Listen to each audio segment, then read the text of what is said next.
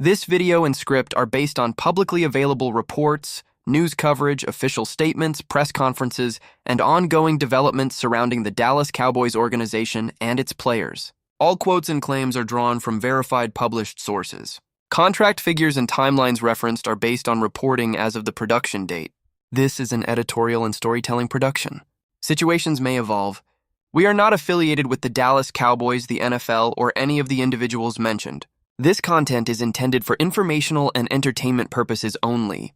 Something is seriously wrong inside America's team, and this time, it is not just one unhappy star, one stalled negotiation, or one passive-aggressive media comment from an 82-year-old billionaire owner who thinks time is always on his side.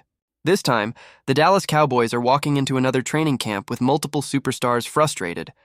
A front office that has already lost one generational talent because of this exact same dysfunction, and a fan base that is rapidly running out of patience.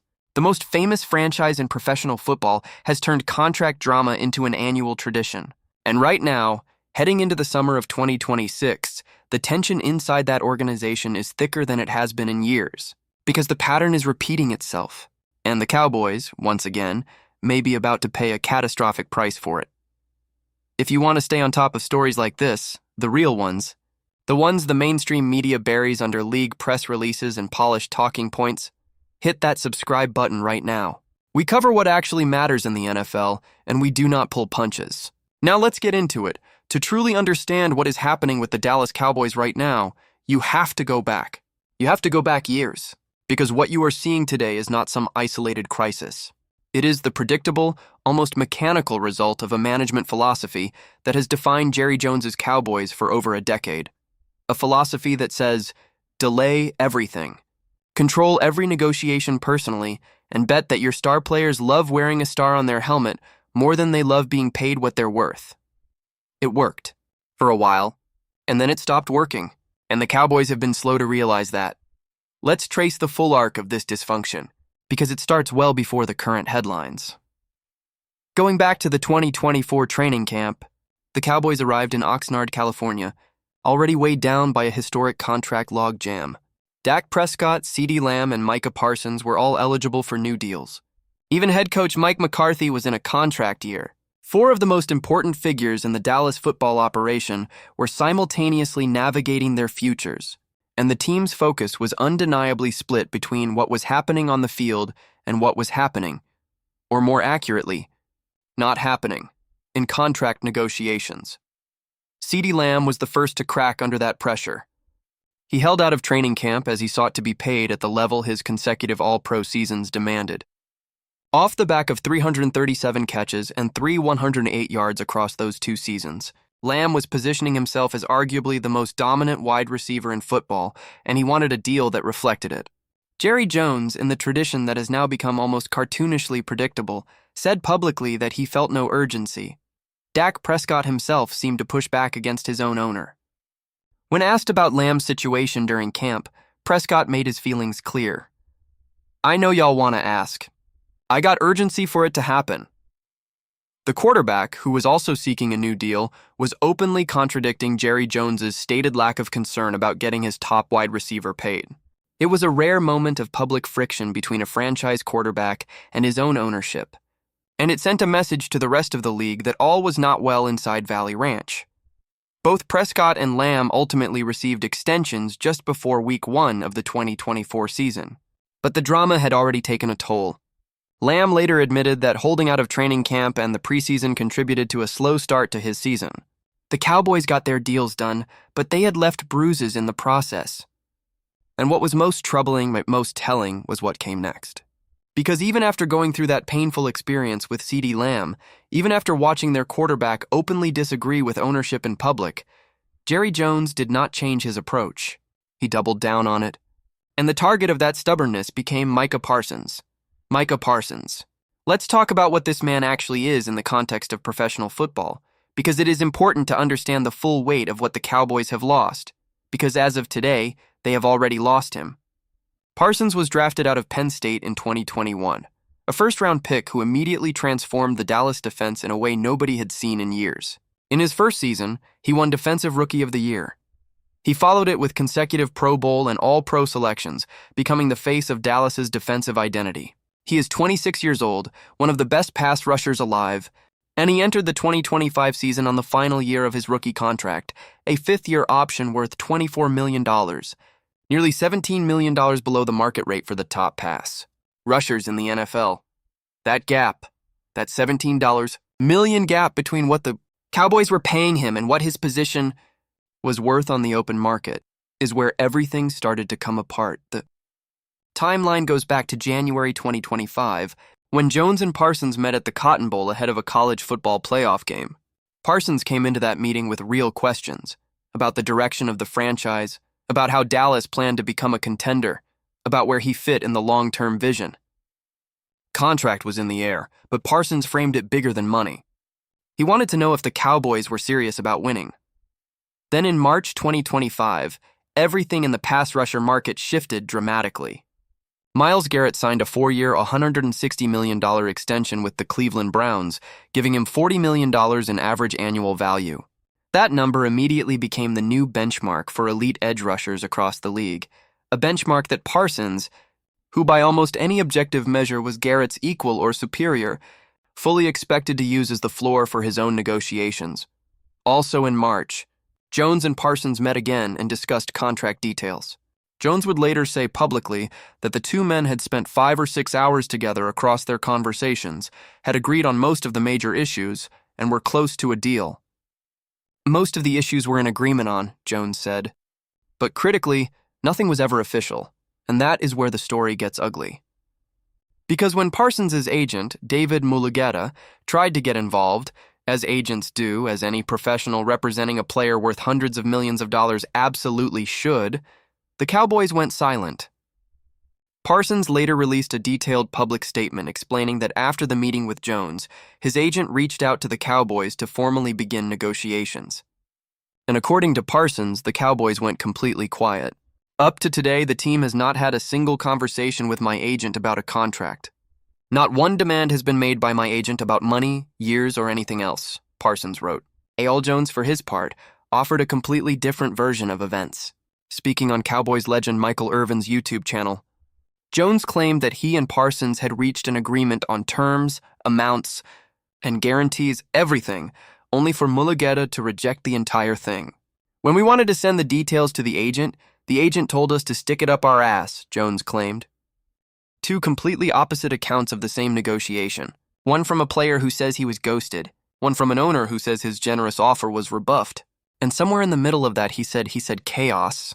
The relationship between one of the NFL's best defensive players and the franchise that drafted him began to irreparably break down. By the time training camp opened in Oxnard in July 2025, Parsons still had no extension. In a move that many observers read as a contingency plan or a pressure tactic, the Cowboys worked out a trio of free agent pass rushers, Jesse Luketa, Cameron Klein, and James Houston. The message was clear, even if nobody from the Cowboys front office would say it out loud. We can replace you. Parsons showed up to camp. He had promised for months that he would. He sat on the sidelines next to cornerback Trevon Diggs, eating watermelon in front of reporters and cameras, in what became one of the more surreal images of the entire NFL offseason. When asked directly about where things stood, Parsons did not hide his frustration. There's not really much movement, he said. I want to be here. I've always stated I want to be here, but at the end of the day, they sign the checks like always. Let's see if they want me to be here at the end of the day. That last line, let's see if they want me here, was not the statement of a happy player. That was a man who was running out of patience and quietly signaling to the league that he was available. When CBS Sports Texas reporter Bill Jones pressed Parsons further on whether he believed the organization actually wanted to get a deal done, the response was even more revealing. Honestly, it really don't matter, Parsons said. I have been pretty consistent. If they don't want me here, they don't want me here.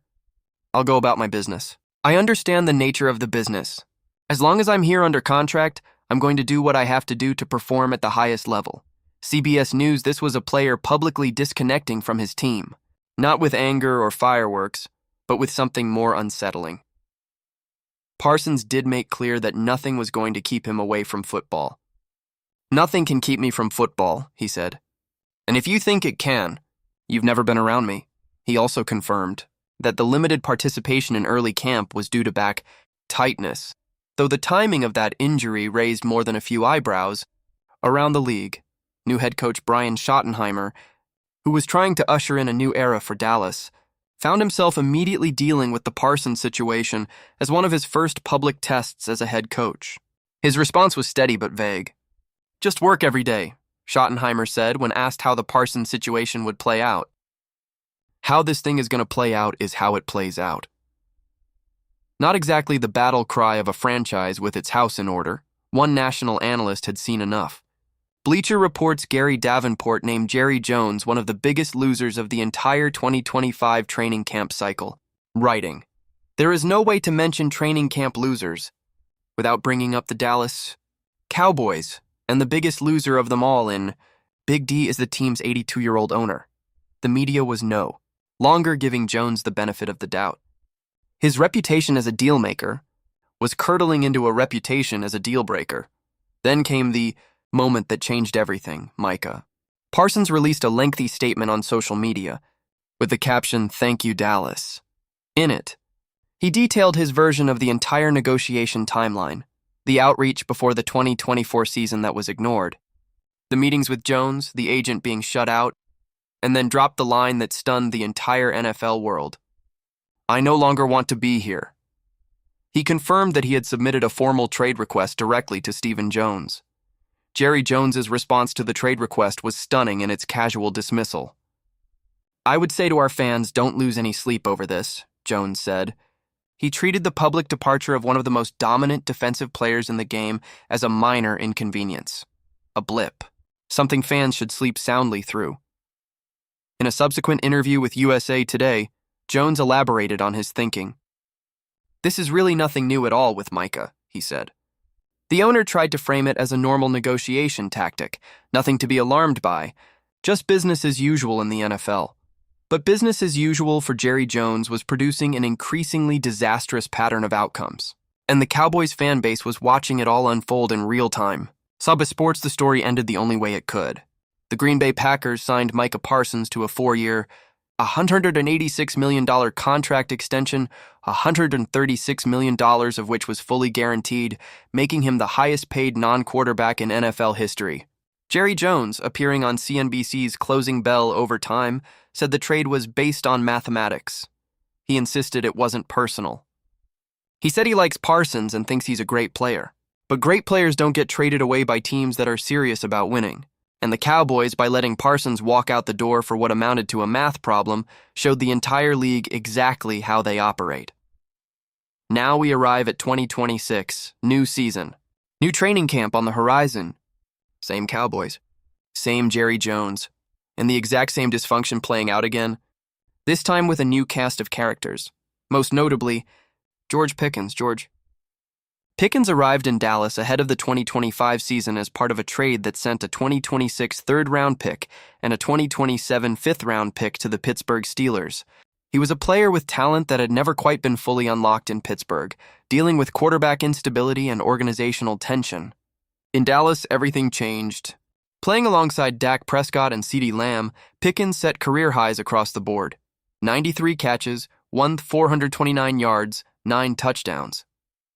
He earned his first Pro Bowl selection, his first second-team All-Pro honor. He was everything the Cowboys had hoped for when they made that trade. And yet when it came time to reward that breakout performance with a long-term contract, the Cowboys halted all negotiations. Stephen Jones announced that Dallas would place the franchise tag on Pickens rather than pursue an extension, noting, "We've made a decision that we're going to have George play under the franchise tag. There won't be negotiations on a long-term deal." The numbers were jarring. According to reporting from the Dallas Morning News, since Pickens was tagged, there had been no contract talks at all. 0 offers exchanged between the two sides. Nothing. At this stage, George Pickens will play under the franchise tag of $27.2 million. The Cowboys and Pickens' agent haven't exchanged any contract offers to merit progress toward a new deal, the report stated. Sports Illustrated sound familiar? It should, because it is precisely the same playbook that was used with Micah Parsons. The only difference this time is that the Cowboys have already seen where that playbook leads. They already watched it cost them a generational pass rusher, and now they are running it back with one of the best wide receivers in football. Pickens skipped the Cowboys' voluntary OTAs, a move that echoed the holdout behaviors that have preceded every major contract dispute at this franchise for years. Head coach Brian Schottenheimer acknowledged that Pickens had not been in the building, but emphasized the voluntary nature of the workouts and said he had been in communication with his star receiver. "Communication has been good," Schottenheimer said, keeping the public face calm even as the underlying tension simmered. What makes the Pickens situation even more combustible is the fact that his agent is David Mulugheta, the same agent who represented Micah Parsons, the same agent that Jerry Jones publicly accused of torpedoing the Parsons extension by telling the Cowboys organization to, quote, "stick it up our ass." If the relationship between Dallas's front office and Mulugheta was already poisoned by the Parsons fallout, what are the odds that the Pickens negotiations unfold any differently? The answer to that question is what should be keeping Cowboys fans up at night, regardless of what Jerry Jones tells them. ESPN's Adam Schefter reported that scenarios involving Pickens skipping training camp entirely were becoming more likely if no long-term extension was worked out. Schottenheimer acknowledged publicly that he had been in contact with the receiver, but stopped short of making any commitment about Pickens' attendance at voluntary workouts. "We have plans for GP to be here for a long time," he said. But the vagueness of that statement told a story of its own. Stephen Jones, trying to project confidence in the face of a clearly deteriorating situation, said, "No assurances," just like there are no assurances on other players. And he added that the Cowboys had no plans to trade Pickens. But the Cowboys also had no plans to trade Micah Parsons. Right up until the moment they did, there is a broader context here that makes the Cowboys' cap situation even more concerning going into 2026. The Dallas offense, ranked second in the entire NFL in total yards last season, yet the team finished 7-9-1 and missed the playoffs. Largely because their defense was catastrophically bad, ranked 30th in total defense, and dead last in scoring defense. The Cowboys brought in new defensive pieces in the offseason, but can they actually compete in the NFC without elite pass rush talent, having just shipped away Parsons, with their franchise receiver now in a contract standoff? Last word on NFL, the salary cap situation adds another layer of pressure. Dak Prescott carries an enormous cap number heading into 2026, tied to a 4-year, $240 million extension signed hours before the 2024 season opener. The Cowboys have restructured contracts to create breathing room, but those moves simply kick financial obligations into future years, inflating cap numbers further down the road. Dallas restructured Prescott, CeeDee Lamb, and Tyler Smith's contracts to get under the cap in 2026, with those moves expected to create tens of millions in short-term relief, while adding complications in 2027 and 2028. In other words, the Cowboys are borrowing against their future to survive their present. And every time they let a star player walk in a contract dispute, that future gets slightly smaller. The pattern is now undeniable. CeeDee Lamb held out in 2024. Deal done at the last second. Player's own quarterback had to publicly pressure ownership to get it done. Micah Parsons spent the 2025 summer eating watermelon on sidelines, issuing trade requests, watching Jerry Jones dismiss the entire situation as nothing new, until Parsons was quietly shipped to Green Bay for draft capital. Now George Pickens is skipping voluntary workouts. His agent is the same man Jerry Jones publicly humiliated over the Parsons situation, and there is reportedly not a single contract offer on the table between the two sides heading toward training camp. Jerry Jones turns 83 this year. He has run this franchise since 1989. He fired Tom Landry. He built the dynasty. He made his money. He has earned the right to run his team however he wants. That is the prerogative of ownership. But when your operating philosophy routinely produces the same painful results, when your players are calling you out publicly, when the greatest pass rusher of your generation is now wearing Green Bay green because you got into a fight over who gets credit for the negotiation, at some point you have to ask the question, is the art of the deal actually working? The Cowboys have not won a Super Bowl since 1995, 31 years. The core of their offense is elite. Prescott is signed. Lamb is signed. Now they have Pickens, maybe. They brought in defensive talent. They have a new head coach in Schottenheimer trying to establish a new culture. There are real reasons for optimism in Dallas. But hovering over all of it like a storm cloud that never quite rolls away is the recurring question of whether this front office is capable of managing elite talent in a way that builds rather than erodes trust. Because here is the thing about the NFL stars. They talk to each other. They compare notes. Word travels fast in locker rooms and in agents' group chats. When players around the league see how the Cowboys handled Micah Parsons, 4 years of brilliance, multiple All-Pro selections, and then a trade request and a departure for Green Bay, they form an opinion. And that opinion shapes free agency. It shapes whether a player wants to sign an extension in Dallas or simply play out his deal and leave. It shapes whether a team can attract top talent in the years ahead. The Cowboys may not feel the full weight of this reputation damage immediately, but it is accumulating. Every stick it up our ass headline, every public I don't feel any urgency press conference, every training camp watermelon moment adds another brick to the wall between this franchise and the next generation of stars who might otherwise have wanted to build something in Dallas. George Pickens signed the franchise tag in late April, providing temporary relief, but the situation remains unresolved at its core. His agent and the Cowboys have no long-term deal on the table, and the expectation around the league is that this summer could produce another round of tension, another round of headlines, and another window that closes before the Cowboys and one of their stars find common ground. Sports Illustrated. So what happens now? Training camp is coming. George Pickens is under the franchise tag, but not under a long-term contract. His agent has a history with the Cowboys front office that is, to put it generously, complicated. The defense has been rebuilt around players who are not yet proven at this level.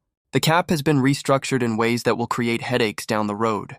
And Jerry Jones, 82 years old, unrepentant, convinced that his methods are correct, is about to sit across from a new negotiating table and run the same plays he has been running for years. History tells you what comes next. The Cowboys will wait. The player will grow frustrated. The public comments will start. The agent will get involved. Jones will give an interview saying this is nothing new. There will be a dramatic moment, a trade request, a holdout threat, a social media post. And then one of three things will happen. A last-minute deal, an ugly standoff that damages the relationship permanently, or a trade. The fan base of one of the most valuable sports franchises on earth deserves better than an annual August thriller where the question is always the same. Will Jerry Jones pay his stars before it's too late? The Cowboys have money. They have talent. They have history. What they appear to lack is the willingness to look at the last decade of contract disasters, the last decade of training camp drama, and simply decide to do things differently. America's team is at a crossroads, again, and the clock is ticking, again, heading into training camp 2026. The questions swirling around the Dallas Cowboys are not just about football. They are about identity, about leadership, about whether this franchise's front office is capable of evolving before the talent pool it relies on runs dry. Watch this space, because however this plays out with George Pickens, whether it ends in relief in a trade or in another prolonged public standoff, it will tell us everything we need to know about the Dallas Cowboys and whether the next chapter of this franchise looks like a dynasty in the making or just another season of missed potential in the long shadow of 1995.